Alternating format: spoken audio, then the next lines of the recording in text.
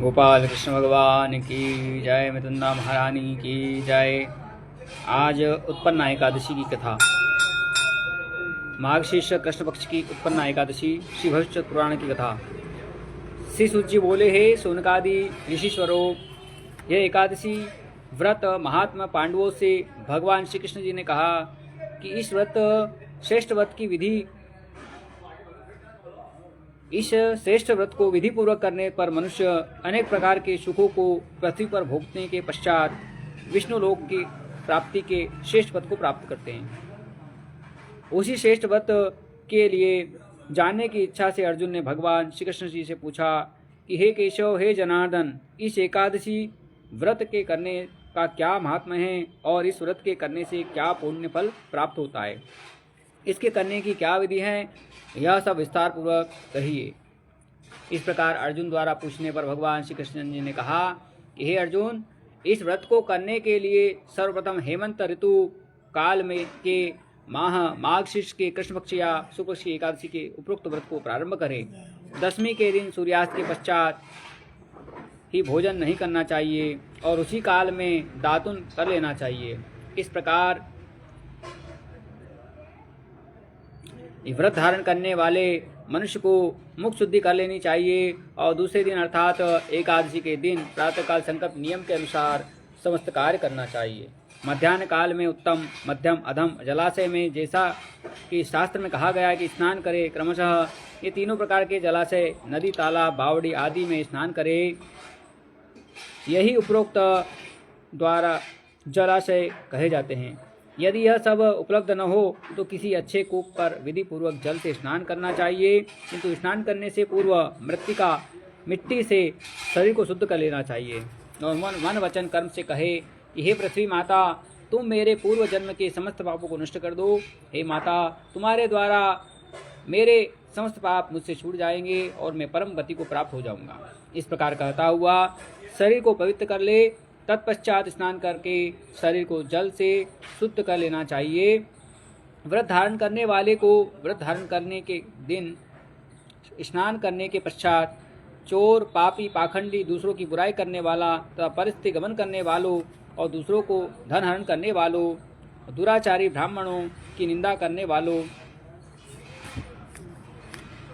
साधु पुरुष की निंदा करने वालों तथा देवस्थान में से चोरी करने वाले और यहाँ तक कि जीव हत्या करने वालों तथा परोपकार में बाधा उत्पन्न करने वालों से भाषण नहीं करना चाहिए। यदि अनभिज्ञता में ऐसे मनुष्यों से कोई किसी प्रकार का भाषण हो भी जाए तो उसके लिए व्रतकर्ता को प्रायश्चित करने के लिए सूर्य नारायण के दर्शन कर लेना चाहिए। इस प्रकार शास्त्र विधि से नियम का पालन करने के पश्चात धूप, दीप, नैवेद्य से गोविंद भगवान का पूजन करे। व्रत के दिन व्रतकर्ता रात्रि को दीपदान करे और समस्त रात्रि भगवान भजन तथा कीर्तन में ही व्यतीत करे। इस दिन व रात को नींद और स्त्री संग त्याग कर देना चाहिए। आवश्यक है कि यह सब कर्म श्रद्धा और भक्ति सहित करना चाहिए। व्रत के दिन ब्राह्मण को श्रद्धा से दक्षिणा देकर अपनी त्रुटियों को क्षमा करना चाहिए, क्षमायाचना करना चाहिए। व्रत करने वाले धार्मिक जनों को कृष्ण पक्ष और शुक्ल पक्ष की दोनों एकादशी में कोई अंतर नहीं समझना चाहिए। अब इसका फल सुनिए। मनुष्य को शंखोद्धार, तीर्थ में स्नान और दर्शन करने से जो पुण्य मिलता है वह पुण्य इस व्रत के करने वाले को अर्थात उपरोक्त विधि से करने पर जो पुण्य प्राप्त होता है वह व्रत पुण्य के 16वें भाग के बराबर भी नहीं होता है। अर्थात शंखोद्धार तीर्थ के दर्शन व स्नान से पुण्य के से 16 गुना से भी अधिक पुण्य इस एकादशी का व्रत करने से प्राप्त होता है। अर्थात यूँ जानना चाहिए कि चंद्र ग्रहण, सूर्य ग्रहण में दान करने से और कुरुक्षेत्र में स्नान आदि करने से अथवा व्यतिपात योग में संक्रांति में दान करने से और व्यतिपात योग में संक्रांति में दान आदि करने से जो पुण्य प्राप्त होता है वही फल इस व्रत को धारण करने से होता है। जो पुण्य अश्वमेध के करने से होता है उससे 100 गुना पुण्य एकादशी व्रत के उपवास करने से प्राप्त हो जाता है। इस एकादशी का व्रत करने से जो फल प्राप्त होता है वह 1 सहस्त्र तपस्वियों को 60 वर्ष तक भोजन कराने पर प्राप्त होता है। जो पुण्य वेद पाठी विप्रों को 1 सहस्त्र गोदान करने से मिलता है उससे 10 गुना पुण्य एकादशी व्रत के करने से मिलता है। विद्यादान करने से भी 10 गुना फल प्राप्त होता है।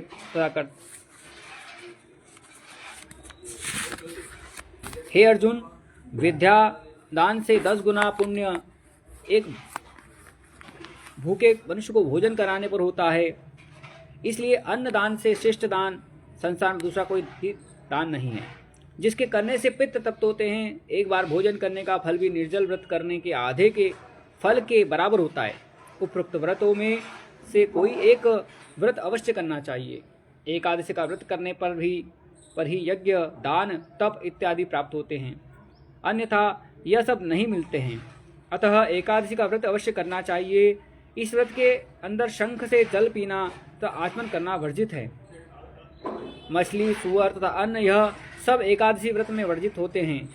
श्री कृष्ण के द्वारा इस प्रकार कहे जाने पर अर्जुन ने विनयपूर्वक पूछा कि हे जनार्दन, आपने इस एकादशी का व्रत को अनेक तीर्थों तथा अनेक दानों के पुण्य फल से भी अधिक कहा है, सो ऐसा क्यों? कृपया विस्तार पूर्वक कहिए। श्री भगवान बोले, हे अर्जुन, सतयुग में मूर नाम का एक महाभयंकर दैत्य हुआ करता था। उस मूर दैत्य के कारण सभी देवता भयभीत रहते थे। उस दैत्य ने इंद्र आदि देवताओं को परास्त करके उनके लोकों पर अपना अधिकार बलपूर्वक कर लिया था।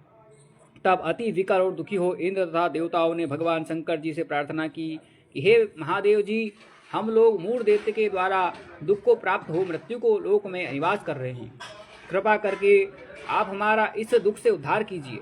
तब इंद्र के प्रार्थना करने पर उमापति भगवान शंकर जी ने कहा कि हे देवेंद्र, आप अपने दुखों से छुटकारा पाने के लिए भगवान विष्णु की शरण में जाइए। तब इंद्र आदि सभी देवताओं ने भगवान विष्णु के पास क्षीर सागर पर पहुंचकर कहा, वहाँ शयन कर रहे थे। वहाँ पर देवताओं सहित इंद्र ने भगवान विष्णु जी की स्तुति की। हे देवों के देव, देवताओं द्वारा स्तुति करने योग्य हम आपको बारंबार प्रणाम करते हैं। हे मधुसूदन, हे दैत्य संहारी, हे जगन्नाथ, समस्त देवता दैत्य के कोप से भयभीत होकर आपकी शरण में आए हैं। अतः हे दया सागर, आप अपनी शरण आए की रक्षा कीजिए। आप ही सबके माता पिता तथा संपूर्ण संसार के रक्षक, कारक तथा करता है। आप ही इस जगत के उत्पत्ति करता, पालन करता और संहार करता है। आप ही वह ब्रह्म हैं जो सृष्टि रचयिता कहते हैं। आप सर्व व्यापक हो, अंतर्यामी हो, सूर्य चंद्र अग्नि हव्य मंत्र तंत्र यजमान हो। आप ही शरण आए हुए की रक्षा करने वाले हो। हमको इस समय दैत्यों ने स्वर्ग से निकाल दिया है और हम सब इस समय मृत्युलोक में भटक रहे हैं। हे दीनबंधु, आप ही अब हमारी रक्षा कीजिए। हम सब आपकी शरण आए हैं। श्री विष्णु भगवान ने कहा कि हे देवताओं, वह कौन सा दैत्य है जिसने देवताओं को दुख दिया है और वह किस स्थान पर रहता है? यह सब सत्य सत्य भय छोड़कर कहिए। इंद्र ने कहा कि मधुसूदन, ब्रह्म वंश में नाड़ीजंग नाम का एक दैत्य हुआ करता था। उसका ही पुत्र मूर दैत्य हुआ है, जिसने समस्त देवताओं को कष्ट दिया है। वह चंद्रावती नगरी में निवास करता है, जिसने अपने बाहुबल तथा आसुरी बल से समस्त विश्व को जीत लिया है। वह स्वयं ही लोकपाल बन गया है। चंद्रमा, सूर्य, यम, वरुण, इंद्र आदि को सभी स्थान स्वयं ने ले लिया है। हे कृपा सिंधु, आप इस भयानक बलशाली दैत्य को मारकर देवताओं की रक्षा कीजिए। देवताओं की विनय सुनकर भगवान विष्णु ने कहा कि हे देवताओं, आप सब चंद्रावती नगरी के जाकर उस दैत्य से युद्ध करो। मैं भी वहाँ शीघ्र आता हूँ। विष्णु की आज्ञा मान देवता चंद्रावती नगरी में आकर मूर दैत्य से युद्ध करने लगे, परंतु वे युद्ध में एक क्षण भी न टिक पाए। उस समय भगवान विष्णु भी देवताओं की सहायता चंद्रावती नगरी में जा पहुँचे तथा तब भगवान विष्णु के साथ युद्ध आरंभ होते ही सब के सब दैत्य अनेक अस्त्र शस्त्र धारण कर भगवान विष्णु पर युद्ध करने को झपटे। भगवान विष्णु भी अपने गदा चक्र से राक्षसों के अस्त्र शस्त्रों को काट काट कर गिराने लगे और अनेक दैत्यों को सदैव के लिए मृत्यु के मुख में डाल दिया। किंतु दैत्यराज मूर निश्चल भाव से विष्णु के साथ घोर युद्ध कर रहा था। भगवान विष्णु द्वारा चलाए गए सभी अस्त्र शस्त्र मूर दैत्य के तेज से नष्ट होकर पुष्पों के समान गिरने लगे। तब दोनों में मल्ल युद्ध प्रारंभ हुआ। इस प्रकार भगवान विष्णु देवताओं की रक्षा के लिए उस मूर दैत्य के 1000 वर्ष तक युद्ध करते रहे, किंतु उस दैत्य पर विजय प्राप्त न कर सके। तब अंत में भगवान विष्णु शांत होकर हेमवती गुफा में बद्री का आश्रम में चले गए। भगवान विष्णु उस गुफा में शयन कर रहे थे। तभी वह मूर दैत्य भी उन्हें मारने के लिए उनके पीछे पीछे वहां पहुंचा। वहां पर विष्णु को सोया देखकर मूर दैत्य ने सोचा, आज इस अपने चीर शत्रु को मारकर सदैव के लिए निष्कंटक हो जाऊंगा। हे अर्जुन, जब वह मूढ़ दैत्य मारने को हुआ तो मेरी देह से एक कन्या उत्पन्न हुई। वह रक्षा करने के लिए दैत्य से युद्ध करने लगी और वह दैत्य भी कन्या के साथ लगातार युद्ध करता रहा। उसी बीच कन्या ने युद्ध करते करते दैत्य को अस्त्रहीन कर रथ को तोड़ डाला और तब तो मूढ़ दैत्य क्रोध कर उस कन्या के साथ मल्ल युद्ध करने लगा। तब उस कन्या ने धक्का मारकर मूढ़ दैत्य की पृथ्वी पर पटक दिया और जिसके कारण मूढ़ दैत्य मूर्छित होकर पड़ा रहा। जब उसकी मूर्छा हटी तो कन्या ने उस दैत्य को सिर काट लिया। मूढ़ दैत्य के मरते ही सब दैत्य पातालपुरी की ओर भाग गए। विष्णु भगवान जब निद्रा से उठे तो दैत्य को मरा हुआ देखा और आश्चर्य से सोचने लगा कि इस दैत्य को किसने मारा है। तब उस कन्या ने हाथ जोड़कर कहा कि हे भगवान, यह दैत्य आपको मारना चाहता था, इसलिए मैंने उसके देह से उत्पन्न हो इस दैत्य का वध किया है। कन्या की बात सुनकर प्रसन्न हो भगवान विष्णु ने उससे मन वांछित वरदान मांगने के लिए कहा। कन्या ने वरदान मांगते हुए कहा कि हे प्रभु, जो मेरा व्रत करे उसके समस्त पापों का नाश होकर वह स्वर्ग को प्राप्त हो। मेरे व्रत का आधा फल रात्रि को और उसका आधा फल इस समय भोजन करने वाले को प्राप्त हो और इस व्रत को करने वाला प्राणी धन धान्य से परिपूर्ण हो, अंत में आपके धाम में जाकर वास करे। कृपा सिंधु, आप मुझे यही वरदान दीजिए। कन्या की बात सुन भगवान विष्णु ने कहा, यह कल्याणी, ऐसा ही होगा। हे कन्या, तू आज एकादशी के दिन उत्पन्न हुई है, इसलिए आज तेरा नाम उत्पन्ना एकादशी कहा जाएगा। जो मनुष्य तेरे इस दिन के व्रत को धारण करेंगे वे निश्चय ही पाप मुक्त हो मेरे धाम को प्राप्त होंगे। आज से तू मेरे लिए तीज, आठे, नौमी तथा 14 से भी अधिक प्रिय होगी और सब तीर्थों से अधिक तेरे व्रत को फल होगा। इस प्रकार वरदान देकर भगवान वहीं पर अंतर्ध्यान हो गए। तब वह कन्या भी वर पाकर अत्यंत प्रसन्न हुई। हे अर्जुन, इसी कारण इस उत्पन्ना एकादशी के व्रत का फल सभी तीर्थों के फल से श्रेष्ठ कहा गया है। इस व्रत के धारण करने वाले के शत्रुओं का नाश होता है, विघ्न दूर हो जाते हैं और सिद्धि की प्राप्ति होती है। अंत में मोक्ष को प्राप्त हो विष्णु लोक को प्राप्त होता है। इस व्रत के करने वाले को दोनों पक्ष की एकादशी में भेद न समझना चाहिए। द्वादशी युक्त एकादशी सर्वश्रेष्ठ है। जो विष्णु भक्त हैं वे धन्य हैं।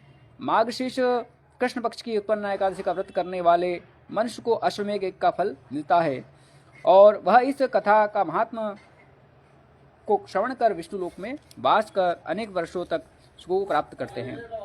इस व्रत के चौथाई भाग महात्मा का श्रवण करने वाले को भी ब्रह्म हत्या के पाप से मुक्त मिलती है।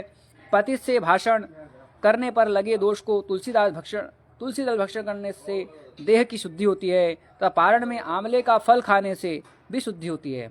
यदि कोई भारी संकट आ जावे तो जल से पारण करके भोजन करने पर पुनर्भोजन का दोष नहीं रहता। गोपाल कृष्ण भगवान की जय। एकादशी मैया की जय। अच्युतम केशवम राम नारायणं कृष्ण दामोदरम वासुदेवं भजे श्रीधरम माधवम गोपिका वल्लभम जानकी नायकम श्री रामचंद्रम भजे श्री जानकी नायकम श्री रामचंद्रम भजे। गोपाल कृष्ण भगवान की जय। एकादशी मैया की जय।